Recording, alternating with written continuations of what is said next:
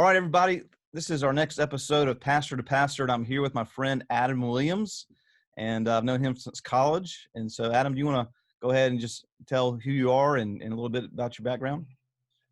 Sure. Yeah, I'm here in Lexington, South Carolina. Grew up in the Columbia area. Graduated from Dutch Fork High School out here. Went to the University of South Carolina, thinking I was going to be a teacher. Coach was sort of my big plan at 18 years old, and then ultimately went into the family business, which was commercial electrical contracting. So we built churches and schools, and spent 10 years doing that. And then the course of those years, God really kind of worked in my life to redirect my life, to bring me into the ministry. And so I got offered a job at my home church, which was a big surprise for me. And so while I was in seminary, I was working full time for the church there in Irmo. And then recently, about 3 years ago, we jumped into the world church planning. So Awesome. Wife Laurie, I've known her. Our story is really long. We've known each other since like preschool. Yeah. We have 3 biological children and 1 adopted child, and so we're busy running around with high schooler, middle schooler, elementary school kid, and then our adopted child is getting married this year. So we're in just a bunch of different stages of life with all our kids. That's great. That's great. Well, Adam and I were talking a bit before we recorded that we were fraternity brothers in college, and it had the reputation of being kind of like, kind of good boys. But there's probably 8 or 9 of us that were in the same fraternity that are in ministry, and we weren't all the good boys in college, like maybe you would think pastors would be all the time. But the interesting thing about it is they're all in 2 denominations. They're in Southern Baptist churches or Presbyterian Church of America, PCA, and Adam is Presbyterian, so he's the first Presbyterian I've had on here. And but anyhow, Adam, can you talk a little bit about we know that the big difference, obviously, between the 2 denominations is infant baptism. That would be the main, versus believers baptism. And but what would be the similarities, you would say, from Southern Baptist pastors, mostly, and guys like me in churches that are leading churches like ours, and then the PCA churches that you're a part of? Because I do think there's a lot of similarities, and I think we read a lot of the same authors and commentaries and things like that. And so talk a little bit about that. Yeah, I mean, in terms of the similarities I see, or at least in the PCA churches I'm around and the Southern Baptist churches I'm around, I mean, the pastors that I spend time with, we're all, I think, seeing one another as we're on the same team. There's a gospel-centered, Christ-centered ethic within those churches. There's a desire to make disciples. There's a desire to hold fast to the Word of God, which, I mean, ultimately I would see that as the primary. So even in our differences, take the baptism issue. It's not that it's just a matter of preference. I mean, there's a biblical conviction from the Southern Baptist perspective, and a biblical conviction on the Presbyterian perspective as it relates to this sign and seal of God's grace and covenant. So, I mean, but both of those are rooted in a biblical interpretation and an attempt to be true to what we believe is God's word. So even that difference is really rooted in a similarity, or at least a similar intention.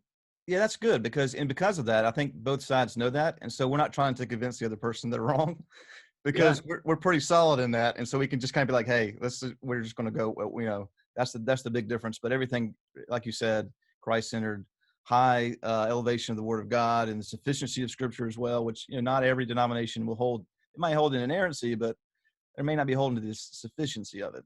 And so I think that kind of thing. And some don't even hold to the inerrancy of it. So and I think that's why it's easy to sit at the table and go, all right, how do we as a church, as one singular church, that sort of big C idea, how do we as a church engage the culture around us? it's really easy for me to sit with guys like you and go, yeah, we're in this together. Yeah. Quantity of water and timing of that are not going to be enough to stand between what God's doing here. I mean, if he can't overcome that, then what are we really talking about? I like that. I've heard that. It's good. Now, you grew up Presbyterian? Is that you right? Yeah, I grew up in the PCA. So, Okay, I guess originally ARP. So my family moved from First Pres in Columbia Yeah. to the PCA when I was a child. So this is really all I've ever known. And so when I went through seminary, I went through the PCA has a seminary track called Lamp Theological Seminary that is based on. But even in that, we're reading Piper. We're that's right. reading different guys. So it was like you said, we read the same authors and so PCA has kind of been my home for my whole life. That's awesome. Well, now you're pastoring a church plant. And how long have y'all been in existence, I guess? Yeah, we started, so I left where I was at St. Andrew's Presbyterian Church in Irmo, and we left there in May of 2017 and spent the next 6 months there really support raising and core group building. So we didn't leave with, we weren't sent out by the church. They didn't begrudgingly let us go either. I mean, they were in favor of this church plant happening, but it wasn't like we left with 100 people to go start a new church. We were a sort of grassroots effort of what's called our presbytery. So the churches in our geographical area said, we've identified this place over here where we think it'd be good to have a reformed Presbyterian congregation. And so they pursued us for that, and we ultimately kind of agreed to go do that. And so we left in 17, and then in January of 18, we had our first worship services. And so we were in a gymnastics gym. And I mean, this is great. You had to walk across a spring floor. You had to walk it. So we weren't on that medium, but you had to walk across it to get to a cushioned floor, which was like where they had their little kid thing. So when the kid falls off the balance beam, they didn't get hurt, I guess. And we would set up chairs, load in equipment. And that's where we met for about 3 months. And we're prepared to meet there for upwards of a year. Yeah. And then God opened the door for us to move into this space over here on the main highway in Lexington. It's a pretty good location, and the owners here have been incredibly gracious with us. And so we've put that together over the course of the last 2 years. I've never heard of that before. That's pretty funny about in a gym like that where you can bounce. I would be so tempted to be jumping around in there and stuff. Oh man, after worship, the kids, so nobody was more disappointed to move from there than all the kids. Because we would have them loading up chairs and stuff after the service. The deal was if they stayed and helped cleaned up, they could play on the stuff. And so they had a rope swing into a foam pit, and we got some great pictures of the kids just having a blast in there. That's really cool. That's really cool. Now, you talked a little bit about the church plant process. So with Southern Baptist churches, there's a lot of ways you can do it, and the state conventions and national convention have tried to help that. They've built some of, I guess, on-ramps for that where you can be trained and this kind of thing, and you can find areas to go into. But really, it's up to the pastor. I mean, he can just say, "Hey, I'm starting a church," quite honestly, and call himself Southern Baptist. And now, not many do that. As long as you give enough money or here or there, or have the key tenets of belief. But for the most part, they'll go through some training and different things like that, and different organizations for funding mainly is why I think they do it. But also for the help, as well. But now that's a lot different because each Southern Baptist church is autonomous, and if worse comes to worse, the state convention, national convention really has no control over the churches. So how's that a little different with church planning in the PCA? It's significantly different. Yeah. So, I think, the convention obviously has a connectional element to it. I mean, there's a denomination there, but the PCA is probably more intimately connected in that, as a pastor, I'm a member of a presbytery. That's where my membership technically lies. So that is. So the presbytery would define it for our Baptist people. Yeah. So presbytery is, we see So go to Acts 15, Yeah. and you see the council in Jerusalem is the one church coming in. That's what we would call we have modeled our General Assembly after that. So there's your convention, sort of national level. We call that the General Assembly. Okay. On a local level, so South Carolina has 4 presbyteries in it now. There's one in the Low Country, there's one in the PD, one in the Upstate, and then us in the Central Midlands area. So it's about 24 churches in there. We meet quarterly together. General Assembly happens once a year. Okay. Presbytery. So like I have a borrowed session, so a group of elders from our presbytery who have been our oversight in the church planning process. They do support us financially, or have supported us. It's typically a 3-year type commitment for them, and we're just now reaching the end of those commitments with the presbytery. Okay. But yeah, so that's what the presbytery is. It's that church on the local level, the connectional local level. Okay. Now choosing like where you would plant. Now how does that happen? Is that a decision that's made for you, or is it a kind of a partnership? Like I'm feeling God's calling me to this area, or because you're in your hometown, and you talked a little bit about how some people discourage that. So like, how does that process? Yeah, so that there is some variety in that. So there are men who go, look, I feel called to. Like one of my good friends is planting in Orangeburg. He that's where he grew up. He has a heart for that area. Wanted to see a multi-ethnic, multicultural church in Orangeburg, and he's there planting New City Church, okay, in Orangeburg. Yeah. And he went to the Presbyterian and said, here's how I'm feeling called. Would you support me in this? We started about the same time, and mine is almost 180 degrees different from that, where the Presbytery had identified an area and spent the better part of a year interviewing men to come in and be the planter. Okay. I went through very early on, said, no, I'm not ready for that. I was still finishing up my school and really just said no. And I also didn't think I was called to plant. And so we were very comfortable where we were. Yeah. In that role. And then by the time they had interviewed 40 or 50 different guys, they came back and said, look, it's been like a year. Any chance you're interested? And I went, well, let's have a conversation. And so for us, it was Presbytery identified the place, Presbytery identified the planter, Presbytery sought him out. Okay. And in that case, it just happened to be me. So it happens in a variety of ways. Probably the biggest difference, at least as I understand it from the SBC, would be I had to be approved by the presbytery. Yeah. To do that. So isn't, they ordained me and they commissioned me to go and do this work. And that's probably a little different. And then in terms of support, I think, at least from what I understand, that the SBC is maybe a little more proactive in the support piece, like from a financial standpoint. Yeah. There's a lot of different places you can go for support, several different ways and that kind of thing. And they train you. And then with that, yeah, absolutely. Yeah. Okay. That's kind of the old school way that Southern Baptist Church used to do it. Actually, we were talking with Clay Smith, and where he's at Johnson Fair. And he said that's how that church was started so many years ago was back then they would, I guess a church that wanted to plant somewhere or whatever would say, hey, we need a church out here. And I think, there's no church in Columbia. I think Spring Valley Baptist was started that way too. I think back in the day. I believe so. I'm not sure, but yeah, that's kind of the old school way of doing it. But now it's more of like more centered on the pastor's call, and then they try to sort that out and in the area. So that's interesting. So yeah, it's really interesting to hear. Like when I talk to people, the questions I get are, so have you gotten property, and when are you going to particularize? So we'll move from being what they call a mission church, where we have borrowed session from our presbytery.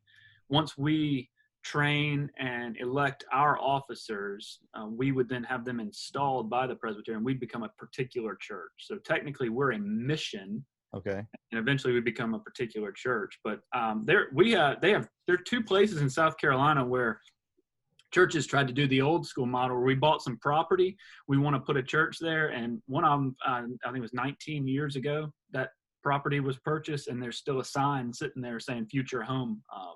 Yes. So we started from the ground up, where it was you need to go raise X amount of dollars to kind of cover you for a few years, Yeah. and then jump in. But that old school idea is still there. Like the first Yeah. thing you do is secure property, Yeah.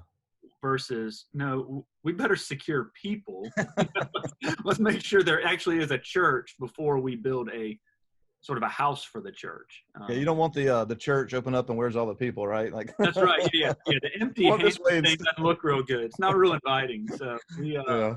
That's good. it's a little bit of a shift for us philosophically, even within the PCA. So Yeah. I can see that. Okay. Yeah. Yeah. Because now the land is not owned by the denomination, correct? that's right. Yeah. So That's similar to Southern Baptist churches. Okay. so the PCA came out of the old Southern Presbyterian Church. So Mhm. people who would be wondering what that is, that's the PCUSA, and the PCA Yeah. split. And so one of the big changes when the PCA came into existence was that the local church owns the property. Yeah. There were Okay. a lot of U.S. churches who they probably would have voted to leave the denomination altogether, but they didn't own the property. Yeah. So they had to stay with that. Interesting. Yeah. It's interesting because, one of my ancestors, great-great-grandfathers, was an elder in Charlotte in the Presbyterian Church. And so Wallace, obviously very Scottish. So, I know there's some rivers up there. So it's interested to see how that works. Okay. Talk a little bit about then, since you are not really in your hometown, you're from Irmo, which is right outside Columbia, which is pretty much Columbia, but it's different. It's Irmo too. But a little bit, but you're in Lexington, so it's similar in your hometown. So maybe if you had a pastor or planter who found themselves pastoring their hometown, maybe some tips you'd give them, some wisdom you've learned. Run. Yeah. No, so I mean, here's the truth about where we are. We are in what we call East Lexington. Now that's not a thing, but Lexington is a massive stretch of town. It probably should be like 3 independent towns.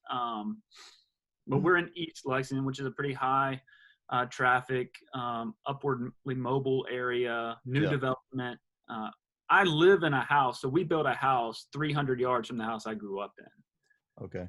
So we still live there, and we just drive across the Lake Murray Dam, which is a big earthen dam, and we're in our target area. So I'm actually closer geographically to where I work now than I was when I was working in Irmo at a church. And so East Lexington is almost kind of like other side of the Dutch Fork area kind of deal, basically. So Dutch Fork would be west of Irmo, East Lexington would be east. Oh, okay. We're in like the River Bluff High School area. Yeah. Okay. Yeah. Which that's a situation where they bought, and built a $120 million high school. And so if you build it, they will come, and people have. And so it's just it's a growing area. It's an interesting area for sure. It's the first part of Lexington. I would say there's some real diversity happening, which is encouraging. And, but in terms of planting in your hometown, I mean, I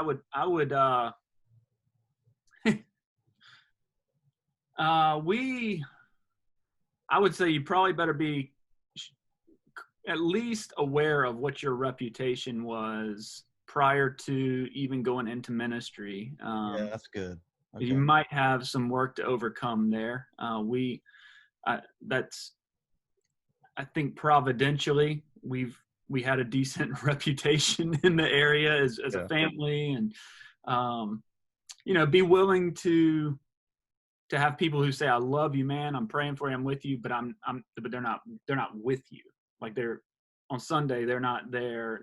They're still friends and teammates, even gospel partners, but they're not going to leave the church they've been in for 20, 25 years to come over to this new thing. And you got to be willing to live with that and be okay with that, and even encourage them to stay where they were. That was a big part of our transition out from where we were.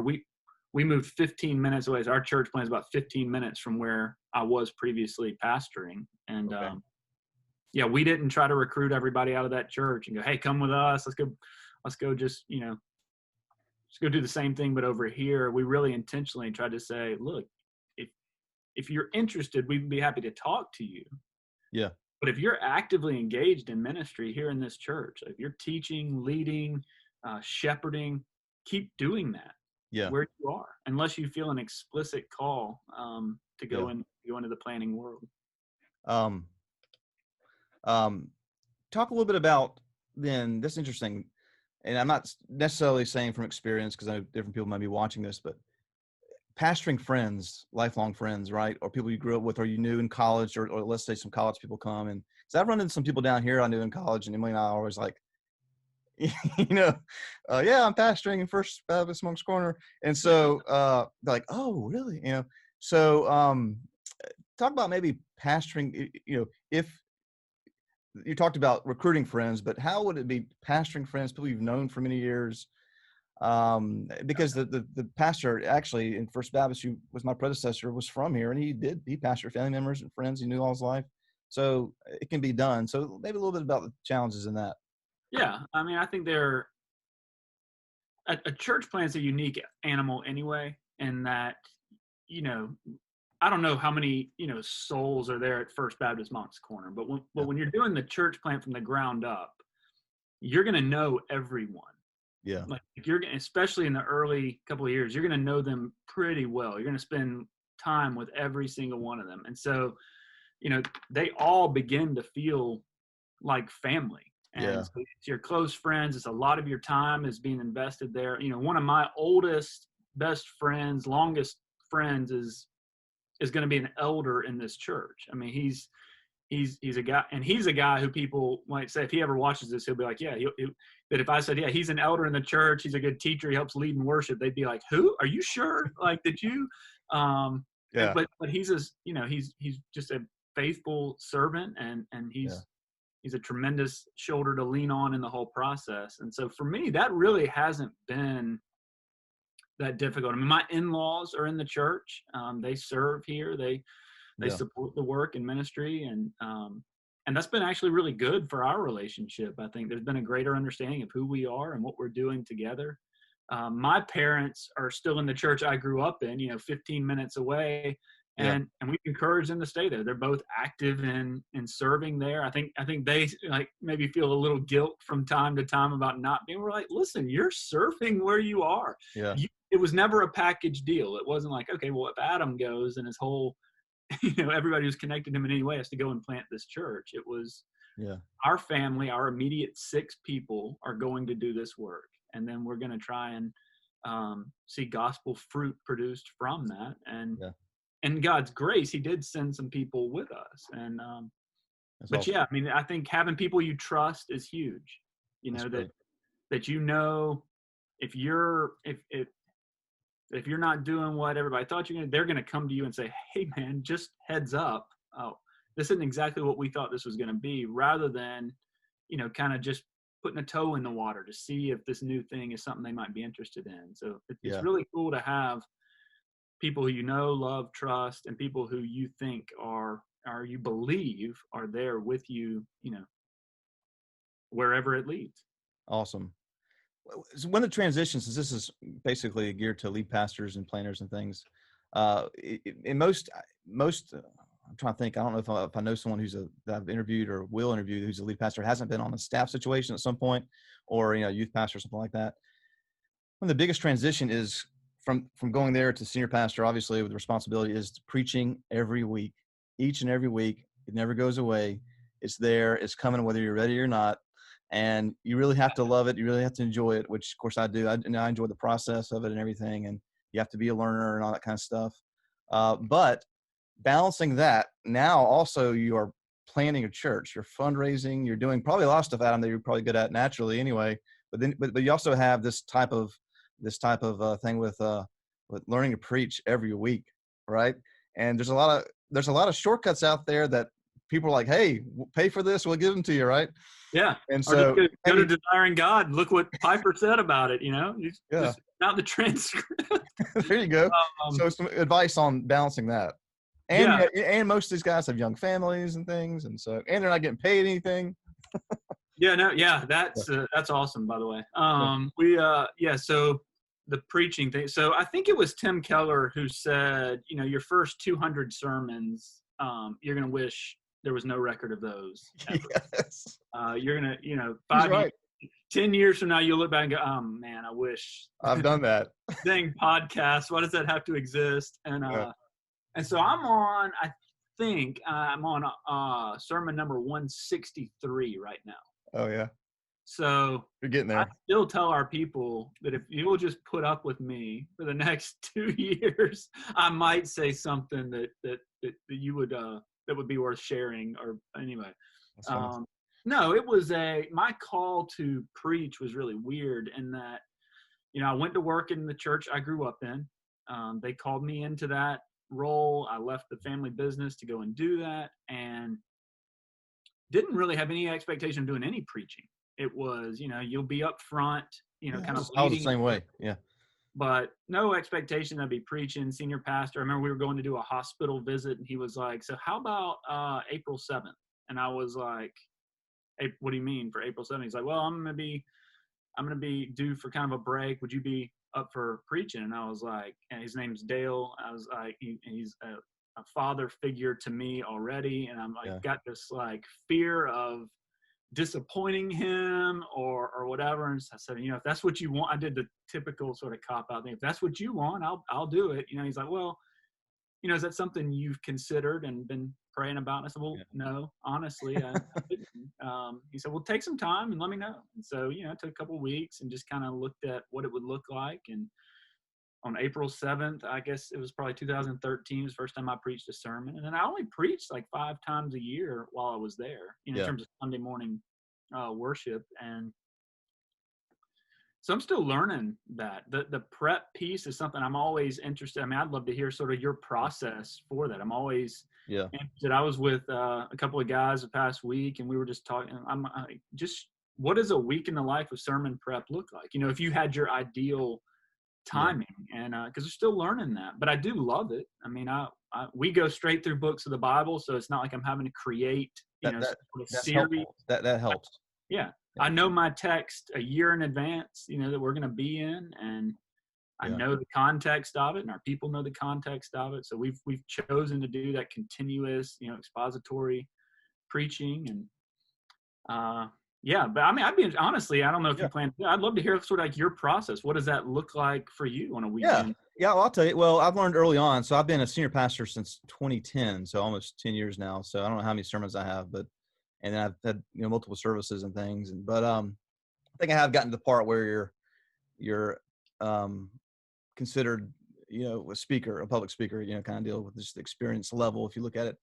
But I learned early on that I had to schedule my time, and because I was, and if you don't schedule your time and your blocks of time, then either you'll get curious and go down somewhere, or you get interrupted in things. It's changed based on where I've been, and then it's changed based on staff issues and where we're at staff and bringing new staff in and things like that. But I will say this: the sermon prep, a lot of times we'll hear, 20 to 30 hours. It gets faster the more you do it. Yeah. And not that you aren't spending as much time praying or anything, but it's a process. And the more you do the process, the better you get at it, like anything else. Right. And so what may have taken me 20 hours, years ago might take me 10, might take me 5. And I'm not saying the whole sermon, but if I'm writing, and I always write them out, but if I'm writing them out, and sometimes the Lord just gives me like a fire, hose of insight all at once, and then sometimes it's different. But regardless, what I try to do is I have them planned out as well. And I used to plan them out a year in advance. And now I've gotten more to where I'm planning out months in advance, because I try to because what was happening is I was preaching something I'd planned out a year in advance, and I would get to it months later, and I'd be like, I don't want to preach this. Not that it's all about what I want. I hear you. You do have to have that desire. And so a lot of it is like, what's God teaching me? And then we're going through 2 Corinthians now. And I came through that just because during quarantine, it was part of my daily Bible reading. And I was like, I've never really studied this book much. I'm interested in it. There's a lot of good stuff here. There's a lot of deep truths here, and so we're going through that. We'll probably go through that, right now. And so, but the weekly process is usually, I know weeks ahead what the text is, but Monday typically is high administrative day, but I at least try in the afternoon to kind of get the text out there. And all my sermons are the same. I break up 3 parts, and I do that mainly because everything I've studied says that's how people memorize and TED Talks are 3 parts, stuff like that. And that's just the best way people process things. There's a lot of different philosophies on it, but everything I've read, secular as well, say this is the best way to do it. And so if secular people have it figured out, it probably is, they're trying to make money, and so, yeah. So, I got, the title, I kind of get the main theme. And a lot of times I don't know the main title until I work through the body. You probably are the same way, because you're trying not to force in there. You're trying to pull it out. That's right. Obviously. And so basically, and I used to have really all day, Tuesday mornings and Thursday mornings were main sermon prep days. Okay. And I would go to Starbucks or something like that. But, I can't do that right now. And you can't even go a lot of places. And so what I've been doing lately is Tuesday mornings, I got to get that first point nailed down. Wednesday mornings, I got to get the second or third. Thursday, I'm kind of finishing up. And then, I like to be done by Thursday. Now, there's a lot of times, Saturday will hit. I have no sermon, I have no opening introduction. I've been thinking about it all week. And then the Lord will just give me something. A lot of times it's something happens in our family. And so don't be, if it's Saturday and you don't have, a really good intro or a really good closing or something, don't freak out over it, because sometimes the Lord just wants you to marinate on a while. Now, if you haven't started it by Saturday, that's a problem, but really when it boils down to it, you're just teaching the word and everybody's personality. But the big thing is, you have times blocked off. So then I have times that blocked off where I tell like the secretary and people, I'll say, I'm in the office between this time and this time, so I'm free to be interrupted. Mm-hmm. Like, I allow interruptions during this time, because that's what's going to happen. And so if someone comes in, I'm like, oh yeah, come on in. But then you got to have times where it's like, no, you can't come in. Right. And sometimes you have to go somewhere else to do that, which is why I will do that sometimes. So that's just my process with it. I will try to go through the scripture first and do some Greek studies of some words maybe I want to focus on, which I think are main ideas. Like, recently this idea Paul's talking about of people losing hope. What does that mean? And so I studied a little bit about what that meant. It's like a spiritual exhaustion, things like this. I'll pull that out, and then I'll go back to the commentaries after that. Yeah, sure. So I'll make sure I'm not in like heretical land, and make sure that then I'll find, oh yeah, that's good. I see what he's saying there. And that's encouraging to me, because I'm like, okay, I went too far off on that, or I was on that. So that's pretty good.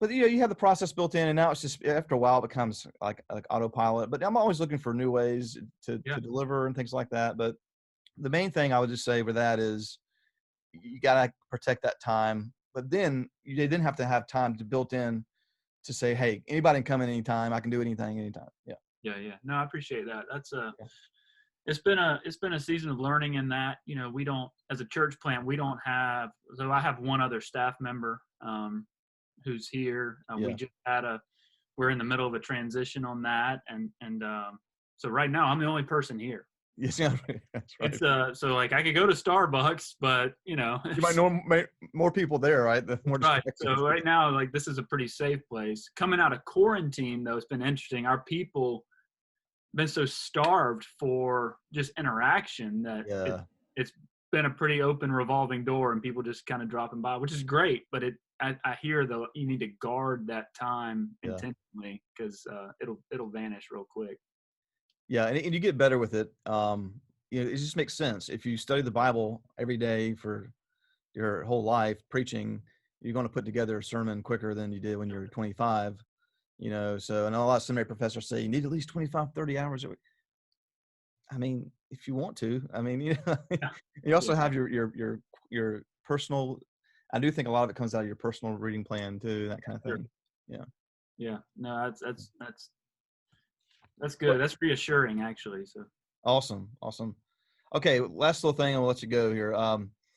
So give some advice to some guys, whether it's pastoring, and I think I had some of this earlier with some other weeks, or church planners in general. How do you fight your discouragement? Because you have to fight it no matter what, and even as a pastor, you have to fight it. And what we do is so rewarding. We love it, and we wouldn't want to do anything else. But you do have the times where you're just like, this is too hard, right? Yeah. No, I think there's always that sense. I think as people, we're prone to the idea that nobody understands what we're doing. So, Yeah.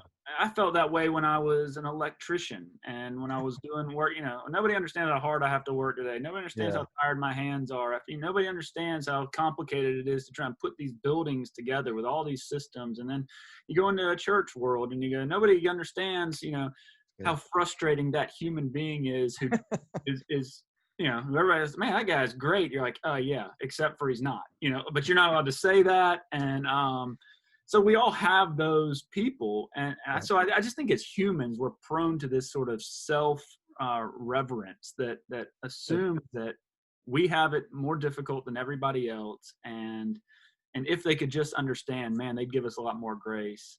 So I think in terms of discouragement, Yeah. it's really critical. I've got some people who are not part of my church, and they're not allowed to be. I mean, I guess they could in some way, but it's been understood since day one. I'm not asking you to be a part of Rivercrest church plant.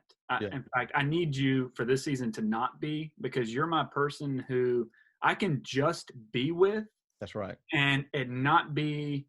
I'm not there to be their pastor. I'm not there to counsel them. Yeah. I'm just there to sit on a boat or try and catch a fish or whatever, play frisbee with, whatever you can find. I mean, one of my oldest friends, we really reconnected in the last few years, and he's just that person for me. Like, hey man, let's just grab lunch. We're not talking church stuff. Now he'll ask what's going on, but that needs to be established in the healthy seasons, because if it's not, when stuff starts to get difficult, it'll be really hard to find that person. There you go. Or those people. I've got 2 or 3 guys who just always, and then have those people in the church who you've said and empowered, you will get 100% honesty from me on anything. If you ask me how I'm doing and I say to you, not really good, I expect you to not throw that in my face in a session meeting and, talk about, do we need to replace this guy or whatever? He doesn't have it all together. Should we move on? So I have those people in our leadership who, last night one of them said, "How you doing?" I was like, "Man, I'm tired, I'm worn out." Yeah. I'm just beginning to process how a staff change, quarantine, and renovation are impacting me on like a soul level. And so, and he kind of looked at me like, oh, we're going to do this right here. I'm like, yeah, sure. Why not? Let's just, I right now I'm exhausted and worn out, and I'm asking, you to pray for me in that, to encourage me in that. And he's, a faithful guy who will do that. So we've tried to establish a culture of honesty around here. We're honest about our sin. We're honest about our shortcomings. I'm apologetic when people expect things to be more detail oriented, and I'm like, I'm detail oriented in certain areas, and that's just not one. And right now we don't have the administrative staff there to put those things in place. If you want that administrator to come in, your goal then is to go find 5 more families, because we need more people to give more so that we could employ a person to do that. That's exactly right. So I think that's a big thing for me, but especially having people who there's just no expectation that you're going to pastor them, that you just get to be friends who, whatever, grab a cup of coffee and hang out. And then having other pastor friends, we've got 5 PCA churches all right here within about 20, 30 minutes of each other. And we try to once a month get together and just pray. And it's how can we pray for you as an individual? How can we pray for you as a family? How can we pray for you as a church? And the church comes last in that conversation.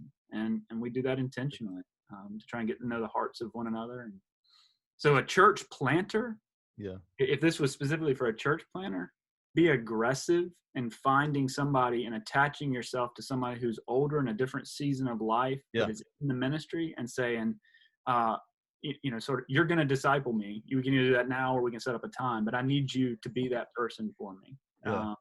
And that's really important, because if they know. That's really important because people are not going to search you out and say, "Hey, can I mentor you?" No. If they do, first, that's weird. For one, but second, they're not going to do that. So you're right.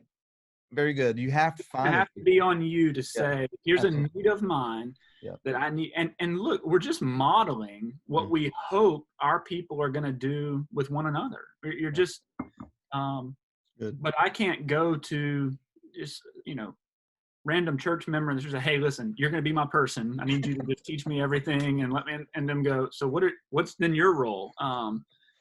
There's two guys in my life who are about my dad's age, who are pastors. And I know, like, when something comes up, I can call them and go, yeah, remember a few years ago? Yeah, you're my guy. So tell me how we work through this. I'm going to knock on the door and you're going to neighbor me in that way and disciple me in that way. And I try to empower people to, we've got a guy here in the church. He is in the church. He'll be an officer in this church, and he's empowered to ask me. I've given him a group of questions, intimate questions, to say, anytime you want to ask me these questions, I will not lie to you. That's good. Prefer if you ask me in private, but if you choose to do that in the middle of a meeting, I guess you'll get the answer. But yeah, so I'm 40, but I'm young in the pastorate. I had that detour of life in there, and so yeah, I think that's really critical, is finding fellowship with other guys who are not in your church, but then also guys who are in the same world that you're operating in, who can pour into you. That's awesome. Yeah. Some of the best times that conversations I've had is with the, older mentor pastors. And I have a few here that I meet with. And I remember I went through a rough stretch a few years ago, and I was talking to my wife, and, our wives are great.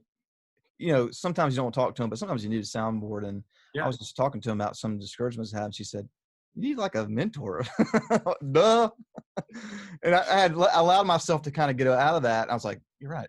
That's what's missing, Oh yeah. Men are natural islands. I mean, we want to be, this is exactly what, this goes back to Genesis 3. I mean, we're not even having to be creative to figure out where our sin issues are.